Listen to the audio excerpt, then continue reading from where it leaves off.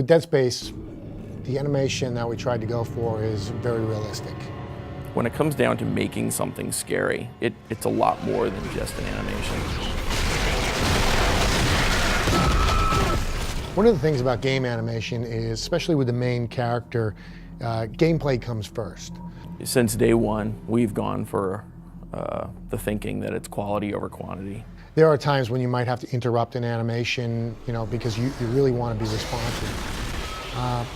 And that takes a lot of, kind of blending between animations, and that's one of the harder things to get right, because you don't want him to, you're just kind of running, then stop, and there's a weird animation of him attacking. So that takes a lot of work.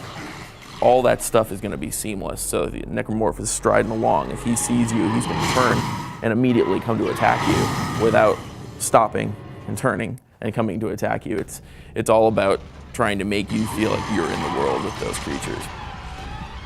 Isaac has a whole new set of animations in Zero Gravity. With Isaac, we tried to figure out a way that we could mocap Zero G.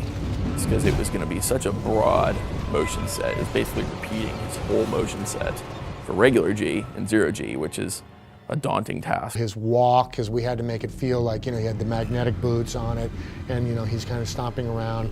The speeds had to be a little bit changed and slower, and everything about him, his strafing, all new animations, and the characters that go into Zero G are the same way.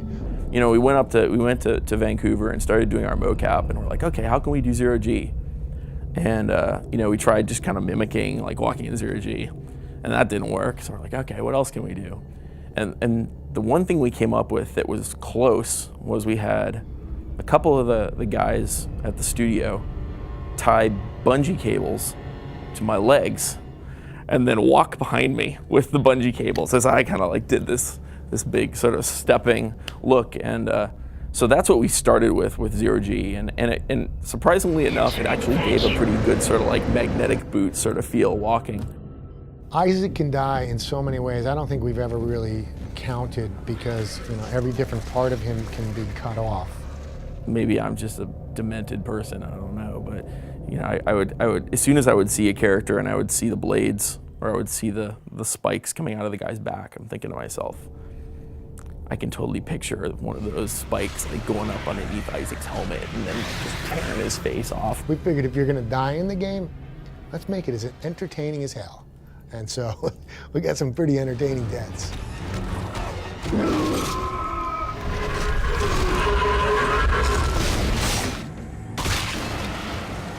I think my favorite thing is when I am playing our game, and even though I know what's going to happen, I still get scared. And that's pretty funny if you consider that a lot of the stuff I've seen like hundreds and hundreds of times, but when I'm walking down a hallway as Isaac and I come around a corner and all of a sudden a lurker jumps on my face and is just all grabbing at me, and I almost drop the controller, that it surprises me so much. I mean, that's pretty awesome. If your own game can scare you, even if you know what's going to happen, I think that's my favorite thing, because that to me says that we've succeeded.